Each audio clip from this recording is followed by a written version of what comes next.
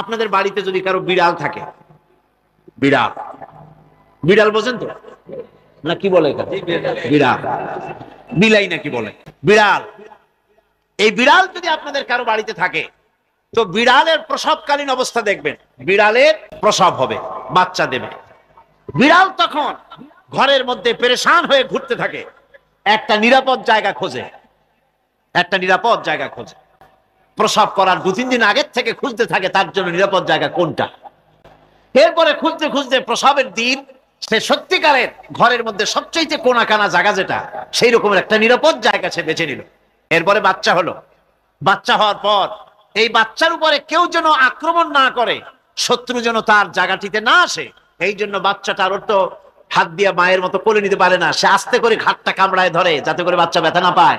ওইভাবে করে ঘাট কামড়ায় ধরে, আজকে এই সিঁড়ির নিচে, কালকে ওই খাটের নিচে, পরশুদিন এই আলমারির কোনায়, এইভাবে বাচ্চাগুলি সরায় সরায় রেখে বাচ্চাকে প্রতিপালন করে।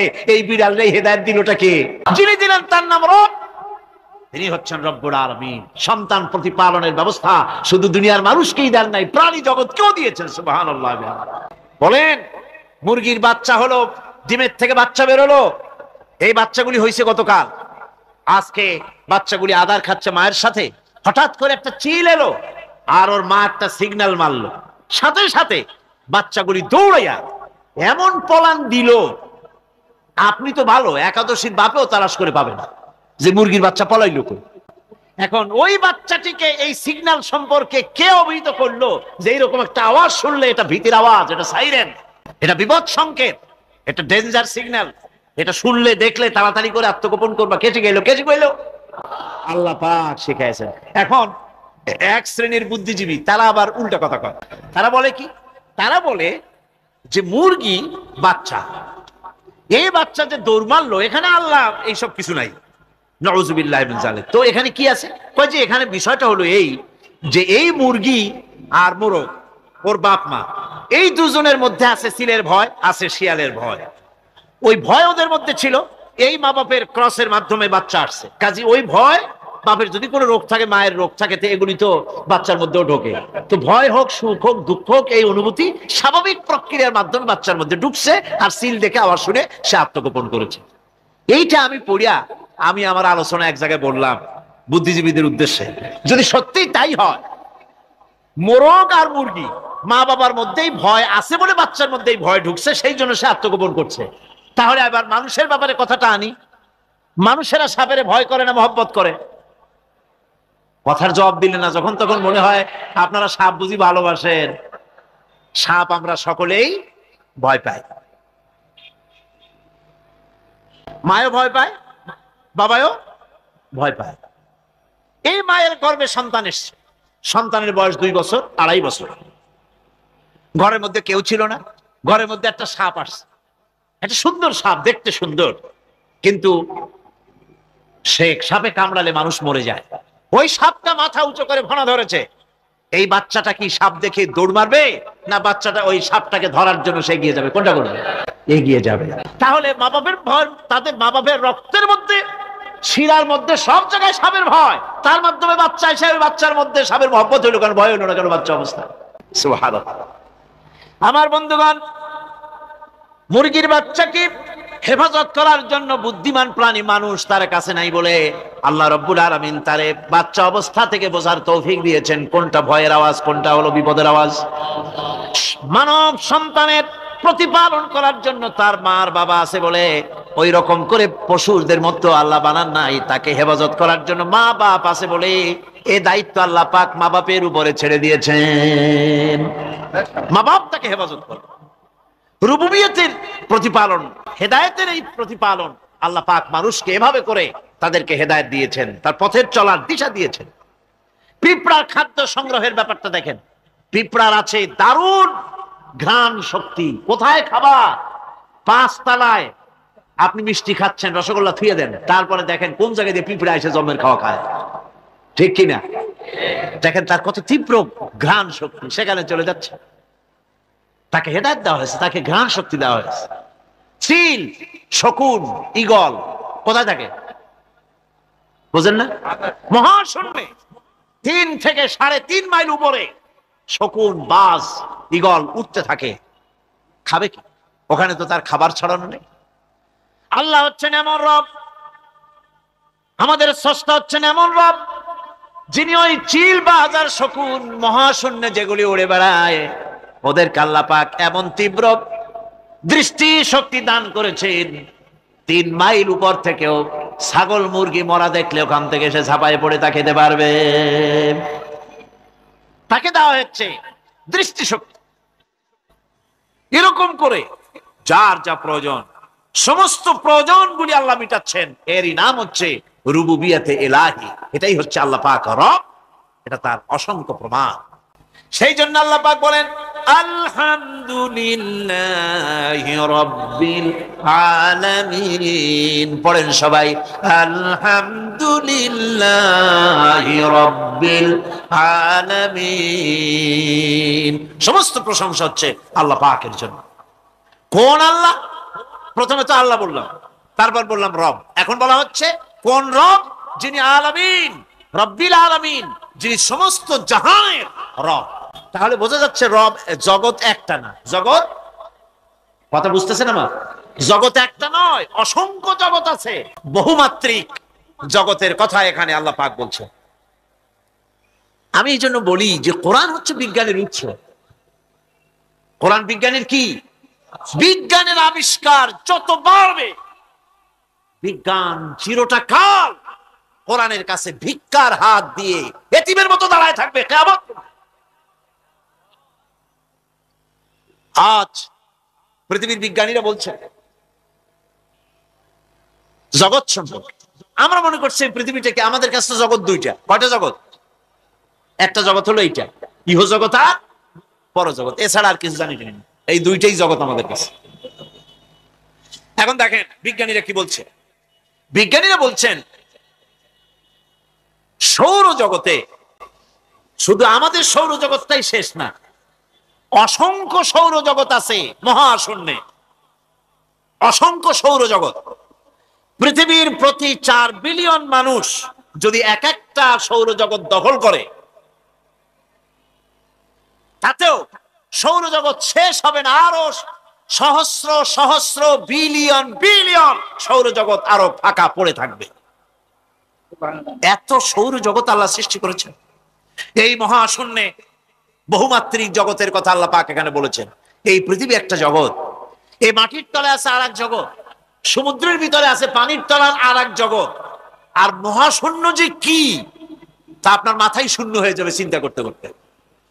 এই জন্য বিজ্ঞানীরা, বড় বড় বিজ্ঞানী, এরা কিন্তু নাস্তিক হয় না। বর্তমান বিজ্ঞানীরা চিন্তা করে গবেষণা করে খেই হারিয়ে ফেলছে মহাশূন্যকে দেখে। যেখানে আছে গ্যালাক্সি, যেখানে আছে মিল্কি ওয়ে, যেখানে রয়েছে অসংখ্য তারকা, এই পৃথিবীটা মহাশূন্য আল্লাহ যেভাবে তৈরি করেছেন, সেই তুলনায় এই পৃথিবী একটা মার্বেলের চাইতে খুব বেশি একটা বড় কিছু হয় বলে মনে হয়। পৃথিবী যদি হয় একটা মার্বেলের মতো, তাহলে আমরা যে মানুষ, আমাদের অস্তিত্ব কোথায়? চিন্তা করেন। এবার মহাশূন্যে চলেন। মহাশূন্য সে কি বিশাল মহাশূন্য! একটা তারকা থেকে আর একটা তারকায় যদি যেতে হয়, তাহলে সহস্র সহস্র বিলিয়ন বছরের দরকার হবে। কি বছর? এ দুনিয়ার বছর না, আলোকবর্ষ, লাইট ইয়ার। আলো চলে প্রতি সেকেন্ডে কত? 1,86,000 মাইল। এই 1,86,000 মাইলের সেকেন্ড, এর মিনিট, এর ঘন্টা, এর দিন, এর মাস, এর বছর, এই আলোকবর্ষ। সহস্র সহস্র আলোকবর্ষ পার হয়ে যাবে এক তারকা থেকে আর এক তারকায় পৌঁছানো সুকঠিন। এ ধরনের অসংখ্য তারকা আল্লাহ পাক তৈরি করে রেখেছেন। সূর্য হচ্ছে পৃথিবীর চাইতে 13 লক্ষ গুণ বড়। এরকম সূর্য বিজ্ঞানীরা এখন বলছে, আগে বলতো 1 কোটি সূর্যের চাইতে বড় তারকা, এখন বলতেছে এই রকমের পৃথিবীর চাইতে 13 লক্ষ গুণ বড় যে সূর্য, এরকম 3 কোটি সূর্য খাইয়ে ফেলাইতে পারে। এরকম সহস্র সহস্র তারকা এক একটা গ্যালাক্সির ভিতরে আল্লাহ পাক তৈরি করে গেছেন। এখন মনে হচ্ছে যে এই তারকাগুলি বড় না, এই তারকাগুলি চাইতো আবার বড় জিনিস কি, সেটাকে বলা হয় ব্ল্যাক হোল। সেটাকে বলা হয় ব্ল্যাক হোল, অন্ধকার কূপ। ব্ল্যাক হোল আবার ম্যানহোল বুঝবেন না কিন্তু, ম্যানহোলের ঢাকনা চুরি হয় যেমন।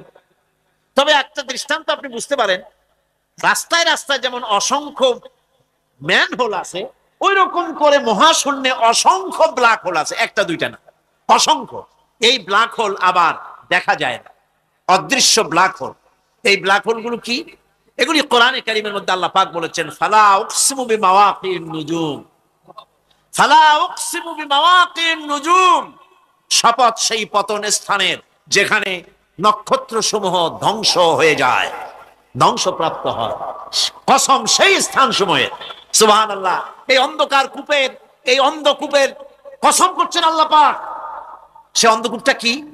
সেই ব্ল্যাক হোলটা কি? সেই ব্ল্যাক হোল হচ্ছে ওই যে তারকার কথা বললাম, যে সূর্য খাইতে পারে, 3 কোটি সূর্য খাইতে পারে, এই রকমের তারকাগুলি ঘুরতে ঘুরতে কোনো এক কারণে যখন সে ব্ল্যাক হোলের রেঞ্জের মধ্যে এসে যায়, তখন ব্ল্যাক হোল ওকে এমন ভাবে চুষে হজম করে ফেলে, যেমন বাচ্চা চকলেট চুষা খাইয়া ফেলায়, এইরকম ব্ল্যাক হোলগুলি অত বড় তারকাগুলি খাইয়া চুষা শেষ করে ফেলে দেয়। সুবহানাল্লাহ বিহামদিহি। বিজ্ঞানীরা বলেছেন, আমাদের এই পৃথিবীটা, আল্লাহ না করুন কখনো, আমাদের এই পৃথিবীটা যদি কোনো ব্ল্যাক হোলের আওতায় পড়ে, ওর রেঞ্জে আসে, তাহলে মাত্র 2 সেন্টিমিটারের মধ্যে পৃথিবীটা তার ঘনত্ব লাভ করে ব্ল্যাক হোলের মধ্যে অদৃশ্য হয়ে যাবে, হারায় যাবে, অস্তিত্ব থাকবে না। আল্লাহ পাক, আশ্চর্য লাগে আমার, বিজ্ঞানের বইপত্র যখন পড়ি আমার কাছে আশ্চর্য লাগে, 1400 বছর আগে নবী কোন বিজ্ঞানাগারে পড়াশোনা করেন নাই, কোন সায়েন্স নিয়ে রিসার্চ করেন নাই, সেই নবীর মুখ থেকে এমন বিজ্ঞানময় কোরআন আল্লাহ বের করালেন, যে আজকের পৃথিবীর মডার্ন যুগের বিজ্ঞানীরা কোরআনের কাছে এতিম হয়ে দাঁড়ায় আছে। পৃথিবীর কোন বিজ্ঞানী বলতে পারবে না যে কোরআনে কারিমের অমুক আয়াতটা আনসাইন্টিফিক, এটা হাদিস আমাদের বিজ্ঞানের সাথে মিল খায় না, এমন কথা বলতে পারবে না। বরং কোরআন সার্টিফাই করবে তোমার এই বক্তব্য, তোমার এই থিওরি মোস্ট আনসাইন্টিফিক, কোরআন বলবে। ওরা বলতে পারবে না যে আয়াতটা আনসাইন্টিফিক। সুতরাং কোরআন হচ্ছে মহান বিজ্ঞানময়, কোরআন হচ্ছে আল্লাহ পাকের দেওয়া এক মহান বিধান, যে কোরআনের কারণে আল্লাহ পাক আমাদেরকে হেদায়েত দান করেছেন। সুতরাং এই কোরআন হচ্ছে, কোরআনের মধ্যে যা আছে, গোটা কোরআনে যা আছে সব সূরা ফাতিহায় আছে। সুবহানাল্লাহ বিহামদিহি। আল্লাহ পাক বলছেন, আলহামদুলিল্লাহি রাব্বিল আলামিন।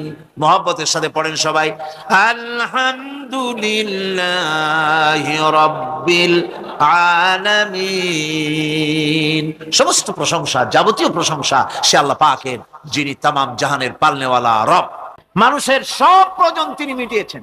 মানুষের জীবন ধারণের জন্য সব থেকে বড় প্রয়োজন পানি। সবচেয়ে বড় প্রয়োজন কি? পানি। জোরে কোন কি? পানি।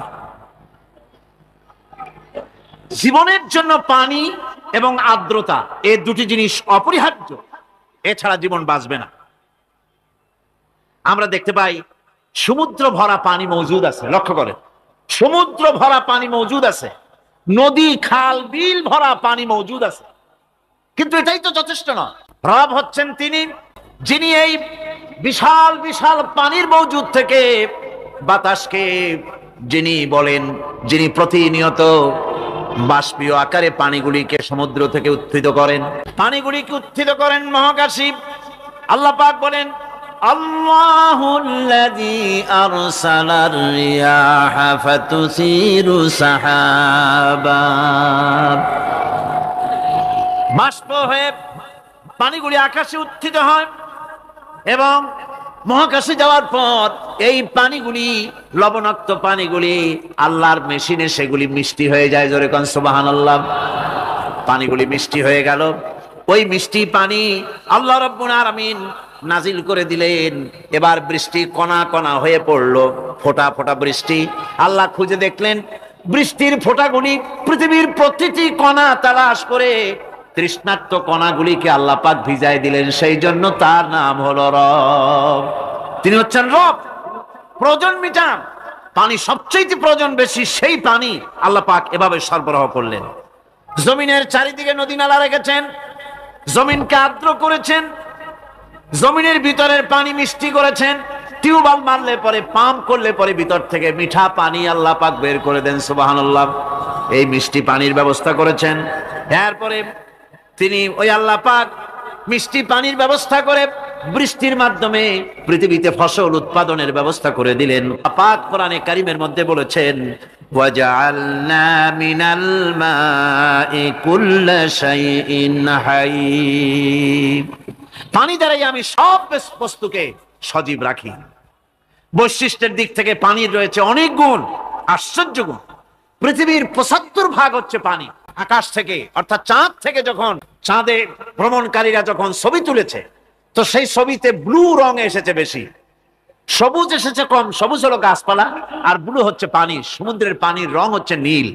মানুষের শরীরের ভিতরে ৬০% পানি, গাছের মধ্যে রয়েছে পানি। পানি ছাড়া পৃথিবীর বাঁচার কোনো পথ নাই। আবার দেখেন, প্রচন্ড শীতের কারণে, ঠান্ডার কারণে যেসব এলাকায়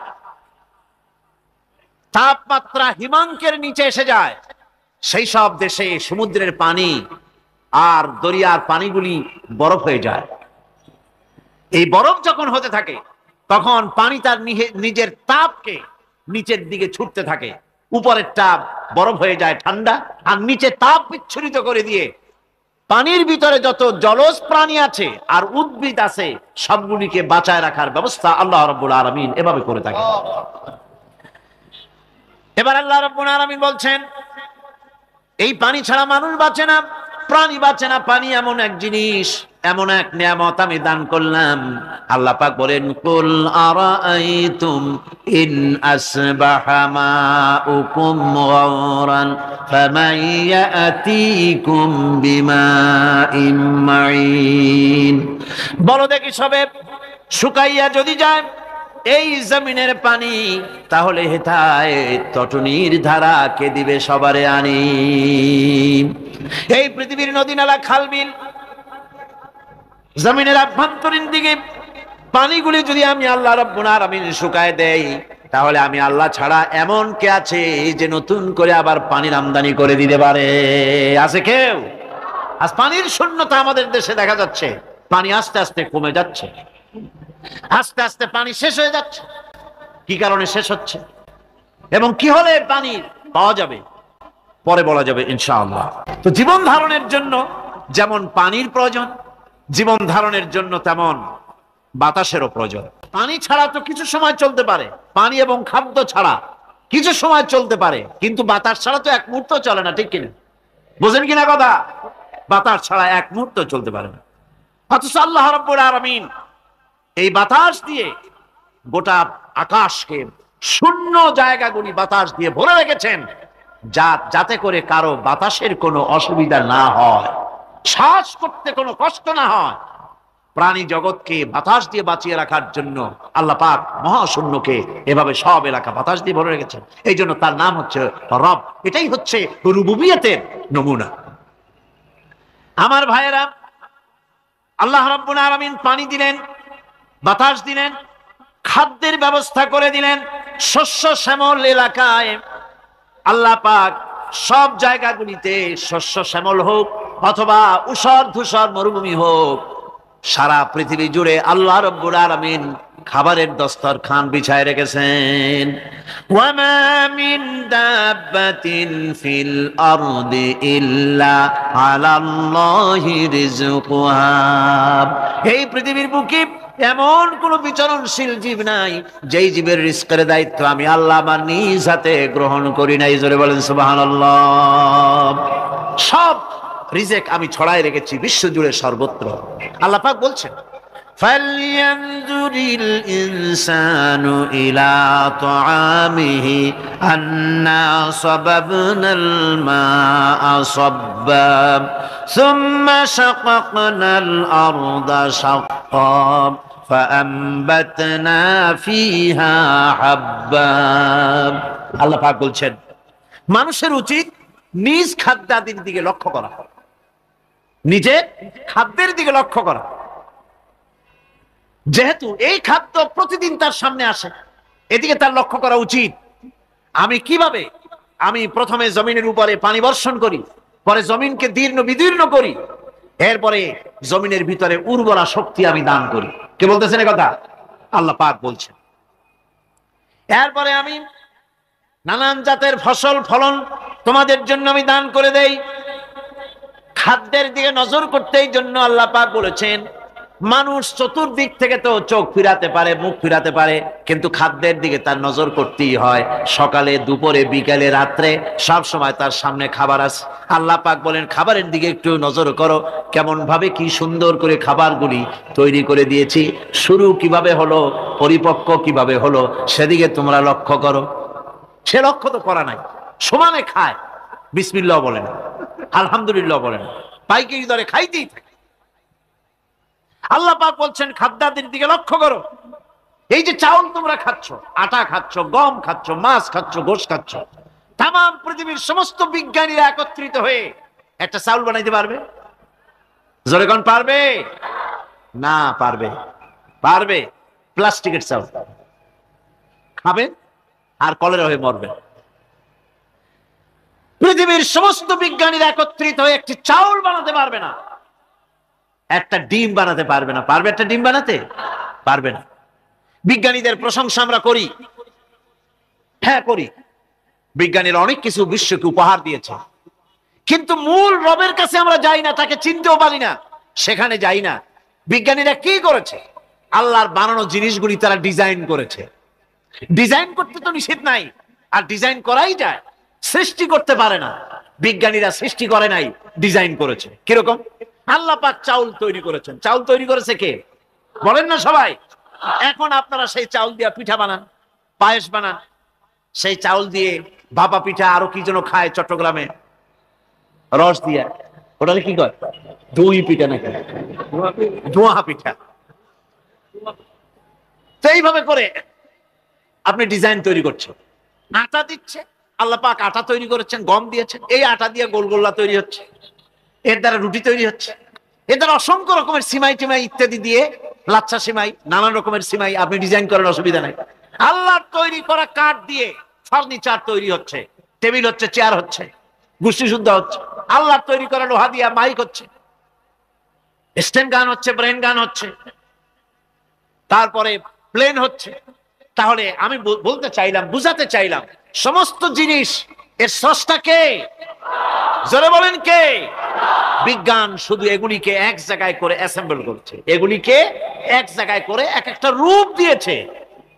এখানে বিজ্ঞানের কৃতিত্ব আছে ঠিক, কিন্তু আপনারাই বলেন, লোহা যদি আল্লাহ তৈরি না করতেন, এই মাইক তৈরি হতো? রাইফেল তৈরি হতো? আর রাইফেল যদি নাই হতো, তাহলে কারাগারের বন্দীগুলো মারতেন কি দিয়ে? রাইফেল যদি না হতো, যুদ্ধ করতেন কি দিয়ে? ঠিক কিনা? যত মারামারি ইত্যাদি যা কিছু হচ্ছে, তো শুধু মারামারির জন্যই তো আল্লাহ লোহা বানান নাই। লোহার সবচাইতে বড় প্রয়োজন হচ্ছে জমিন কর্ষণ করা, জমিন চাষ করা। এই জমিন চাষের জন্য লাঙ্গল দরকার, শাবল দরকার, খন্তা দরকার, কোদাল দরকার। এই লোহার দামকেও আল্লাহ পাক এত লোহা বেশি দিয়েছেন, যার জন্য লোহার দাম কম। সোনা কম দিয়েছেন, যেহেতু সোনার প্রয়োজনীয়তা কম, লোহার প্রয়োজনীয়তা বেশি, এই জন্য লোহা বেশি দিয়েছেন, দামটা কমে গেছে, যার জন্য আপনার আমার জন্য কিনে ব্যবহারটা সহজ হয়েছে। কথা ঠিক কিনা? আল্লাহ রাব্বুল আলামিন এইভাবে করে মানুষের রুবুবিয়াতটা, আল্লাহ পাকের রুবুবিয়াত হচ্ছে এই, তিনি মানুষকে সুন্দর করে সৃষ্টি করে যা কিছু প্রয়োজন সবকিছু খাওয়াচ্ছেন, দিচ্ছেন।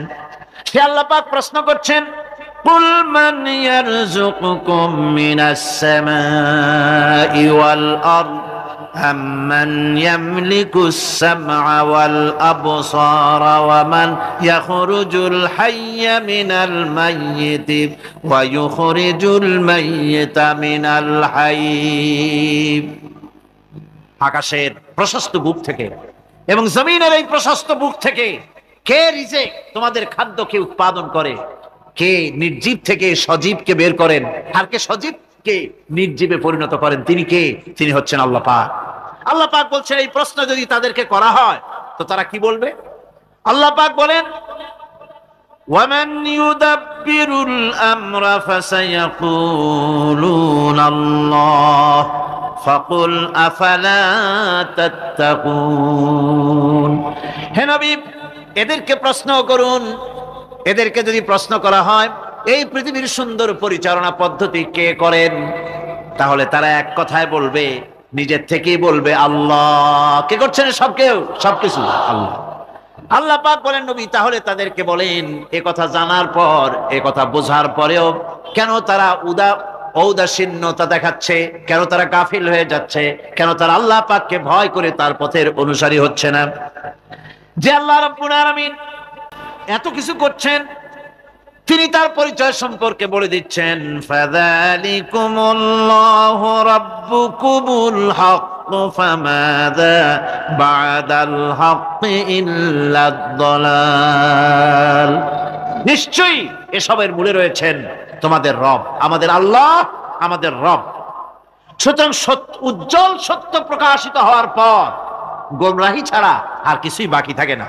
সুতরাং যারা সত্যের পথের অনুসরণ করতে চায়, রবকে চিনতে হবে, আল্লাহ পাককে জানতে হবে এবং তাকে অনুসরণ করতে হবে, তাকে রব হিসাবে চিনতে হবে। এটা হচ্ছে সেই রুবুবিয়াত ইলাহি যার দিকে হযরত মুসা আলাইহিস সালাম ইঙ্গিত করেছিলেন ফেরাউন যখন তাকে প্রশ্ন করেছিলেন, ফামান রাব্বুকুমা ইয়া মুসা, হে মুসা তোমাদের দুজনের রব কে? তোমাদের রব, তোমাদের প্রভু কে? তিনি জবাব দিলেন, রব্বুনাল্লাযী আ'তা কুল্লা শাইইন খালকাহু সুম্মা হাদা। রব হচ্ছেন আমাদের তিনি, যিনি নাকি আমাদের প্রতিপালক, আমাদেরকে সৃষ্টি করেছেন এবং আমাদেরকে হেদায়েত দিয়েছেন, সঠিক পথের দিশা দিয়েছেন। এখানে হেদায়েত হচ্ছে, এখানে হেদায়েত শব্দের অর্থ হচ্ছে সৃষ্টি শুধু করেন নাই, তাকে চলা, তার খাদ্য অনুসন্ধানে, তাকে বেঁচে থাকার সবকিছুর উপকরণ, এর কমন সেন্স, এর সাধারণ জ্ঞান আল্লাহ পাক তার সাথে দিয়েছেন। তিনি হচ্ছেন রব। আমাদের ভাগ্য কত সুপ্রসন্ন, আমরা ভাগ্যবান, কারণ কোরআন শোনার সুযোগ আল্লাহ পাক করে দিয়েছেন। তারাই তো শ্রেষ্ঠ ভাগ্যবান যারা কোরআন শোনার সুযোগ পায়, যারা কোরআন তেলাওয়াত করে, যারা কোরআন বোঝে, যারা কোরআন আমল করে। তাদের থেকে সৌভাগ্যবান আর কে হতে পারে? গোটা বিশ্বের বুকে সর্বশ্রেষ্ঠ সৌভাগ্যবান জাতি হচ্ছে মুসলমান। আমি যদি প্রশ্ন করি পৃথিবীর শ্রেষ্ঠ ভাগ্যবান জাতি কারা, কি জবাব দিবেন? কারণ কোরআনে কারীম এ জাতির কাছে অবিকৃত, অকৃত্রিম উপায় এ জাতির কাছে মাহফুজ আছে, যা বিশ্বের কোন জাতির কাছে তাদের ধর্মীয় কিতাব অবিকল ভাবে নাই। এদিক থেকে আমরা সৌভাগ্যবান জাতি। আবার যদি প্রশ্ন করি এ পৃথিবীর ভিতরে হতভাগ্য জাতি কারা, আপনারা কি জবাব দিবেন? জানেন না বোধহয়। হতভাগ্য জাতিও এই মুসলমান। কারণ কোরআনে কারীমের মতো আজিম একখানা কিতাব যাদের কাছে আল্লাহ পাক আমানত হিসাবে দান করেছেন, এই কোরআনে কারীম থেকে যারা হেদায়েত নিতে পারলো না, উপকৃত হতে পারলো না, কোরআন দিয়ে ভাগ্যের পরিবর্তন করতে পারলো না, ভাগ্যকে সুপ্রসন্ন করতে পারলো না, তাদের চাইতে হতভাগ্য, তাদের চাইতে দুর্ভাগা পৃথিবীতে আর কে হতে পারে? আজ পৃথিবীতে যদি আমরা তাকাই তো দেখতে পাবো সব থেকে বেশি মার খাচ্ছে মুসলমানেরাই। দুনিয়ার যেদিকে তাকান সেদিকেই মুসলমানেরা নির্যাতিত, নিগৃহীত, মার খাচ্ছে, ক্ষুধায় কষ্ট পাচ্ছে, লাঞ্ছিত, নিগৃহীত হচ্ছে। তাহলে তার অর্থ কি এই ধরে নেওয়া হবে যে কোরআন থাকবে যে জাতির কাছে, সে জাতি পৃথিবীতে সবচাইতে লাঞ্ছিত, নিগৃহীত, অবহেলিত হবে, মার খাবে, ক্ষুধা দারিদ্র তাদেরকে পেয়ে বসবে, তারা শ্বাস করার সময় পাবে না? এটাই কি ধরে নিতে হবে? না, বরং আল্লাহ রাব্বুল আলামিন কোরআনে কারীমের মধ্যে বলেছেন, তাহা মা আনজালনা আলাইকাল কুরআনা লিতাশকা। হে নবী, কোরআনে কারীম আমি আপনার প্রতি অবতীর্ণ করেছি এই জন্যে যে কোরআন আপনার ভাগ্যকে সৌভাগ্যে পরিণত করে দেবে, আপনাকে সৌভাগ্যবান বানাবে। কোরআন আপনার ভাগ্যকে বিলম্বিত করবে, পর্যুদস্ত করবে। আপনি ভাগ্যহারা হবেন, হতভাগ্য হবেন, এই জন্য তো কোরআন দেয়নি। কোরআন দিয়েছি ভাগ্যকে চমকায় দেওয়ার জন্য। যে কোরআন এলো, কোরআনের ধারক বাহকদের ভাগ্যের উন্নতির জন্যে সেই জাতি আজ কোরআন হারা হয়ে, কোরআন ছাড়া হয়ে পৃথিবীতে লাঞ্ছিত, অবমানিত। কোরআনই পারে একটা জাতিকে সঠিক পথ প্রদর্শন করতে। কোরআন পারে একটা জাতির আকীদা, বিশ্বাসকে দৃঢ় করে দিতে, বদ্ধমূল করে দিতে। সত্যিকারের মানুষ বানাতে পারে কোরআন। মানুষ বানাতে পারে কে? কোরআন। আমি এই জন্য মাঝে মধ্যে বলি, এই পৃথিবীতে যদি কোরআন না আসতো, এই পৃথিবীতে যদি নবী না আসতেন, এই পৃথিবীতে যদি আল্লাহ নবী না পাঠাতেন, কোরআন না দিতেন, কিতাব না দিতেন, ইসলাম না দিতেন, শুধু মানুষ পৃথিবীতে বাস করত, তাহলে এই বিশ্বের সমস্ত মানব মণ্ডলী যেখানে বাস করত, এই পৃথিবীটা মানুষের পৃথিবী বলা চলতো না। এই পৃথিবী হতো একটা পশুর বিচরণ ক্ষেত্র। কোরআন মানুষকে মানুষ বানিয়েছে। লাইসাল বিররা আন তুওয়াল্লু ওয়ুজুহাকুম কিবালাল মাশরিকি ওয়াল মাগরিবি ওয়ালাকিন্নাল বিররা মান আমানা বিল্লাহি ওয়াল ইয়াউমিল আখিরি ওয়াল মালাইকাতি ওয়াল কিতাবি ওয়ান নাবিয়্যিন। পূর্ব পশ্চিমে মুখ ঘুরানো, পূর্ব পশ্চিমে মুখ ফিরানো, এটাই পুণ্যবান, নেককার, সৎকার হওয়ার জন্য যথেষ্ট নয়। প্রকৃতপক্ষের মুমিন নেককার হওয়ার জন্য যে শর্তগুলি আল্লাহ পাক আরোপ করেছেন, তা হচ্ছে, এক নম্বরে কি মনে আছে?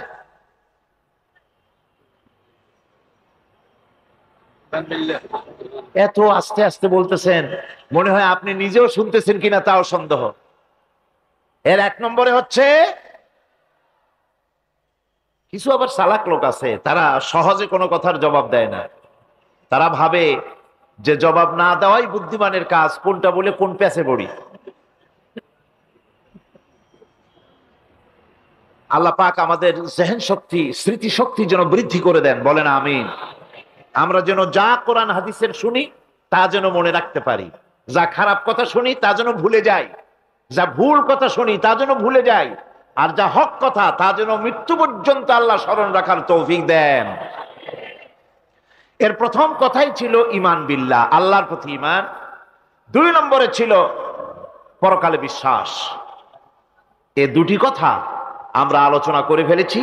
ঈমান বিল্লাহ তো আলোচনা করেছি গত বছর, আর গতকালকে আলোচনা করেছি কি বলুন তো? পরকালের উপরে বিশ্বাস। আজকে আপনাদের সামনে আমি আলোচনা করব ইনশাআল্লাহ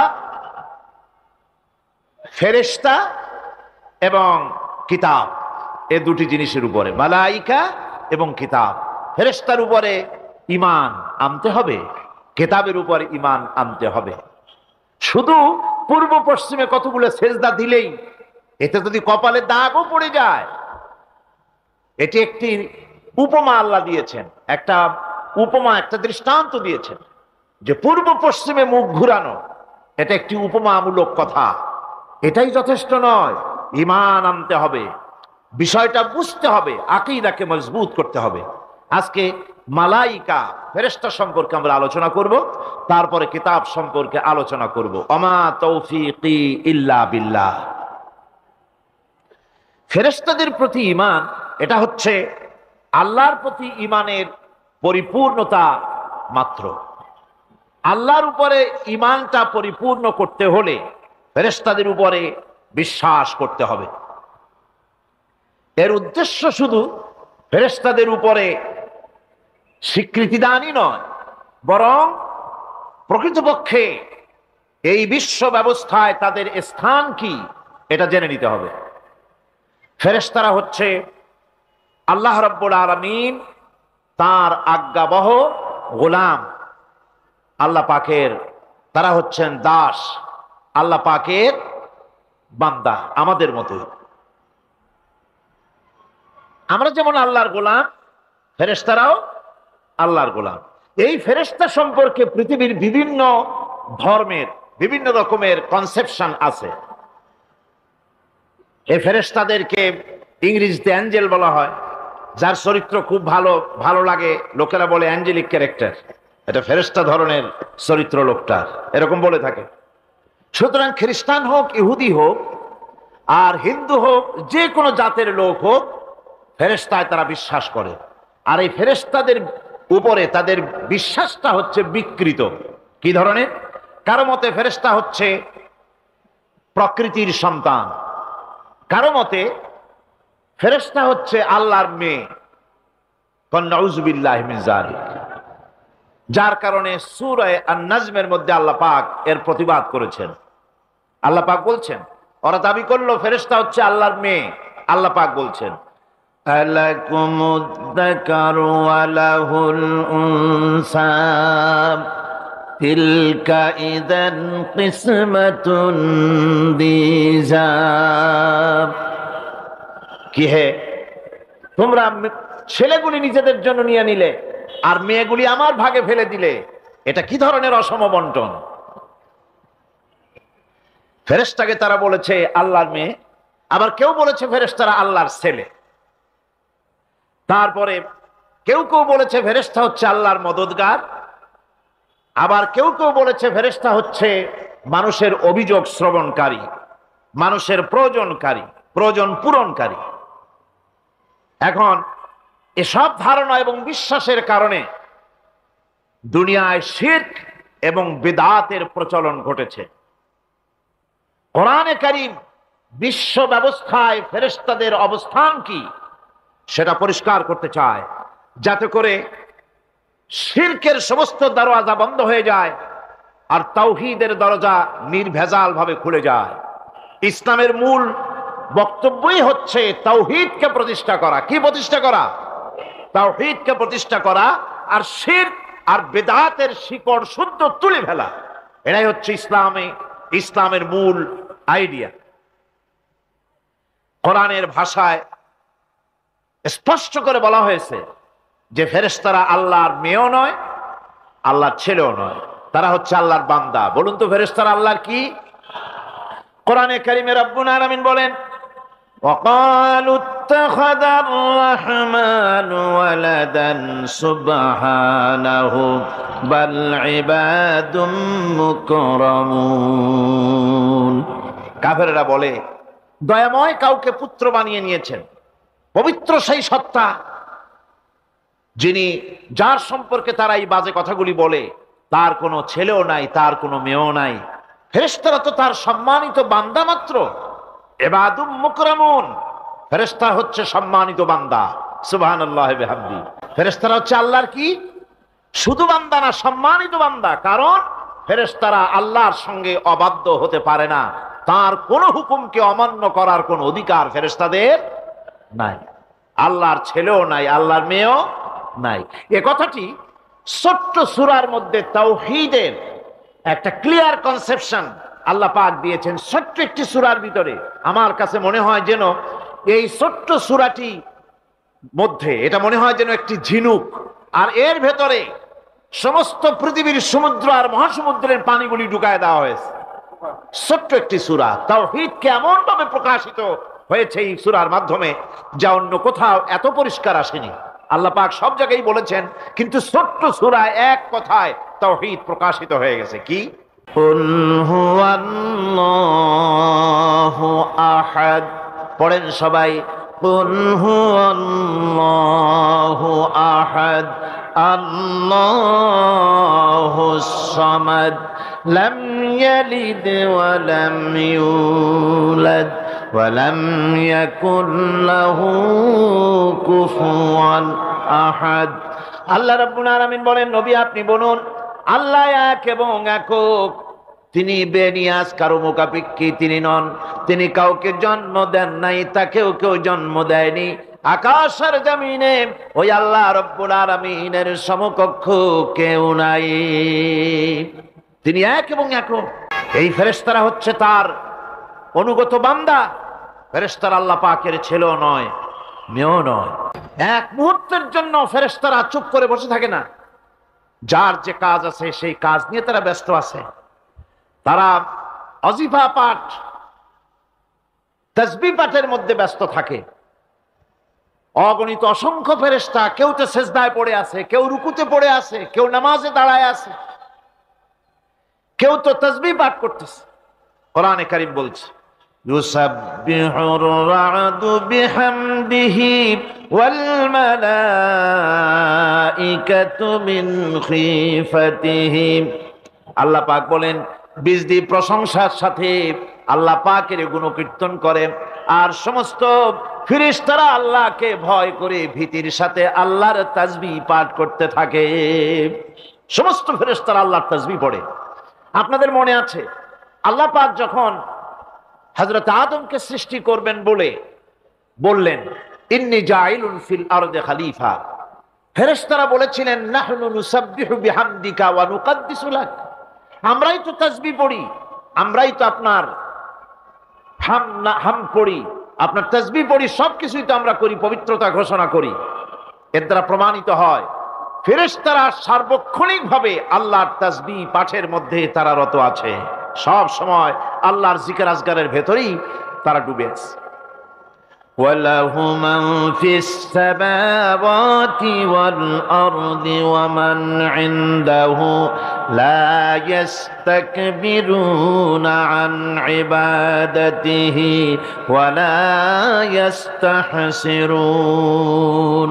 আসমান এবং জমিনে যা কিছু আছে এবং তার কাছে যা কিছু আছে সব আল্লাহর তাসবিহ পাঠে নিরত আছে। আর ফেরেশতারা তো বন্দিগি করছে আল্লাহ পাকের, আর কখনোই তারা অবদ্ধচারণ করে না, আর কখনো তারা আল্লাহ পাকের জিকির থেকে, তাসবিহ পাঠ থেকে তারা ক্লান্ত হয় না। কি হয়েছে?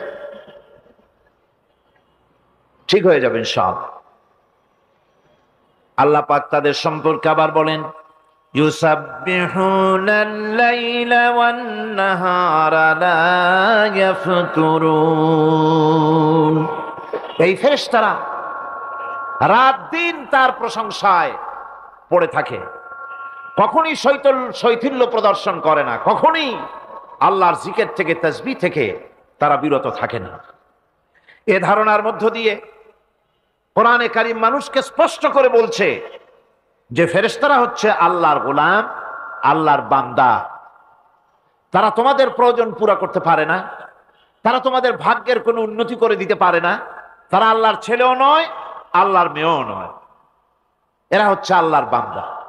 এই ফেরেশতাদের মাধ্যমে আল্লাহ রাব্বুল আলামিন আরেকটি কাজ নিয়ে থাকেন, তা হচ্ছে নবী এবং রাসূলদের কাছে এই ফেরেশতার মাধ্যমে আল্লাহ পাক বাণী প্রেরণ করেন। নবী রাসূলদের কাছে বাণী আনে কারা?